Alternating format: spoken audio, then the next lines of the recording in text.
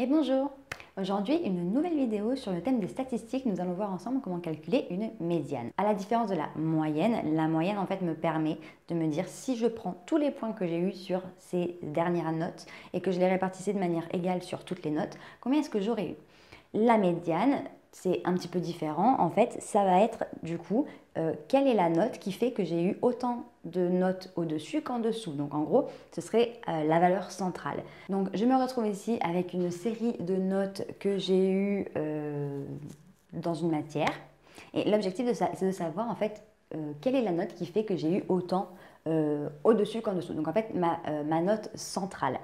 Là en fait, si je devais couper ces notes, en fait cette série en deux parties égales, ben, en fait je me situerai quelque part par là. En fait, donc l'objectif c'est de savoir exactement si je devais tracer un trait et mettre du coup autant de notes à gauche qu'à droite, ben, l'objectif du coup c'est de savoir ben, où est-ce que je dois poser mon trait.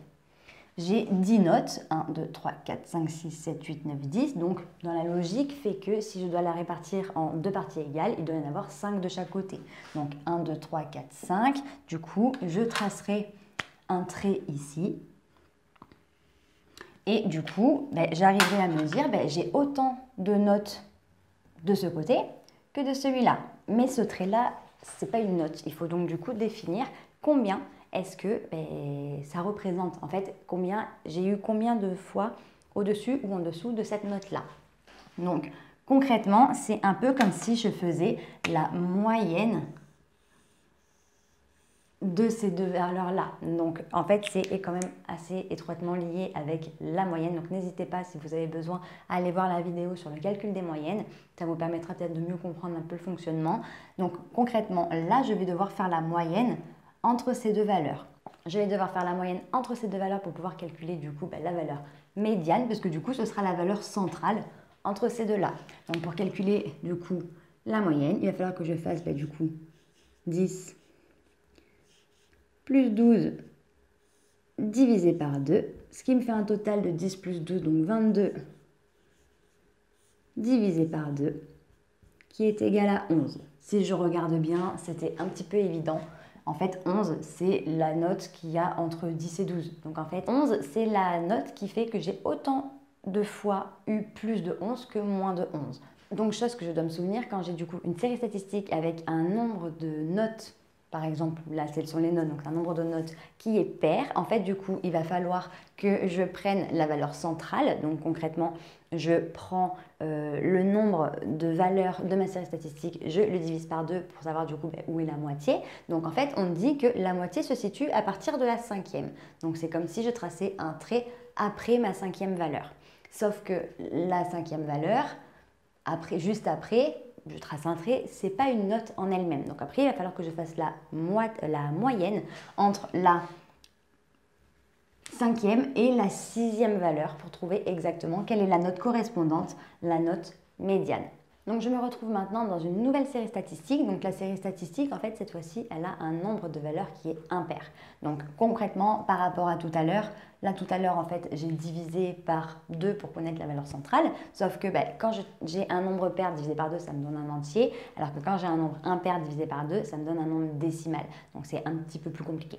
Là, du coup, je me situe, j'ai combien? 1, 2, 3, 4, 5, 6, 7, 8, 9. J'ai 9 notes. Si je le divise par 2, 9 divisé par 2, ça me donne 4,5. Donc 4,5, finalement, c'est pas, tu vois, je me situe, enfin, c'est pas un nombre entier. Par contre, je sais que si je regarde bien et que je me situe comme ça, et que je remonte à chaque fois, tout le monde va par paire, sauf 12. Donc concrètement, si je situe comme ça, au moins visuellement, sans parler pour l'instant de calcul, mais uniquement de compréhension, 12, ça semble être la valeur médiane. J'ai eu autant de notes après 12 que de notes en dessous 12. Par contre, nous, ce qu'on cherche surtout, c'est de savoir comment le calculer directement, parce que visuellement, comme ça peut nous aider à vérifier. C'est beaucoup plus simple, je vous l'accorde. En fait, vous avez la valeur centrale, c'est vraiment la note qui fait que j'en ai autant après qu'avant. Mais par le calcul, ce n'est pas forcément évident. Donc là, j'ai 9 valeurs. Si je divise par 2, ça me donne 4,5. Donc en fait, nous, on part du principe qu'on a, donc n, c'est l'effectif. Donc l'effectif, pour rappel, c'est le nombre de valeurs.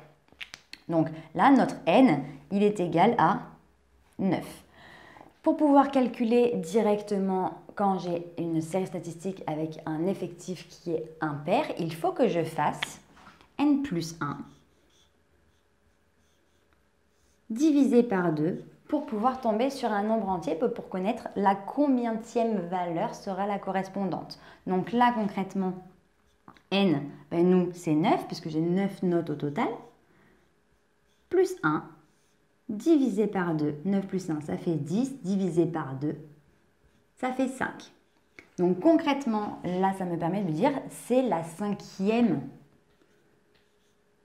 valeur. Attention, ça ne veut pas dire que la note qui fait que j'ai eu autant en dessous qu'en dessus, c'était 5. J'ai même pas eu une seule fois 5, donc attention, c'est pas ça.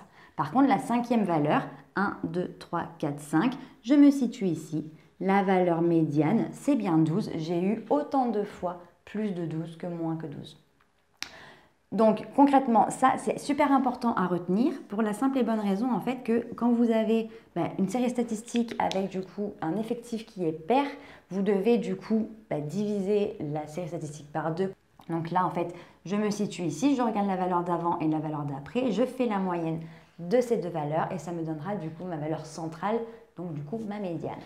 Quand j'ai une série statistique avec du coup un effectif qui est impair, il faut absolument, pour pas avoir quand je fais le calcul un nombre décimal, que je rajoute 1 du coup à mon effectif pour pouvoir, quand je divise par 2, connaître exactement la combientième valeur sera correspondante. Donc là, c'est la 5e valeur. C'est pour ça que c'est très important de les ranger dans l'ordre croissant parce que si ce n'est pas dans l'ordre, du coup, tu peux faire 1, 2, 3, 4, 5. S'il y avait eu un 15 au milieu et un 16, du coup, tu ne serais pas tombé sur 12. Donc c'est pour ça, c'est très important. Donc voilà, donc j'espère que cette courte vidéo t'a plu, t'a permis de mieux comprendre l'utilisation et le concept de médiane, que ce soit du coup dans une série statistique pair ou impair. Au moins ça te permet de mieux comprendre le fonctionnement. Si tu penses que cette vidéo peut aider un de tes amis, n'hésite pas à la lui partager. Pour nous rejoindre sur n'importe quel réseau, nous sommes du coup sur YouTube. Si tu veux nous rejoindre, il suffit d'activer la petite cloche. Et nous sommes aussi sur Facebook, Instagram et sur Snapchat. Nous te mettons tout en barre d'infos pour que tu ne rates aucune information. Et d'ici une très prochaine vidéo, je te dis à très bientôt. Salut!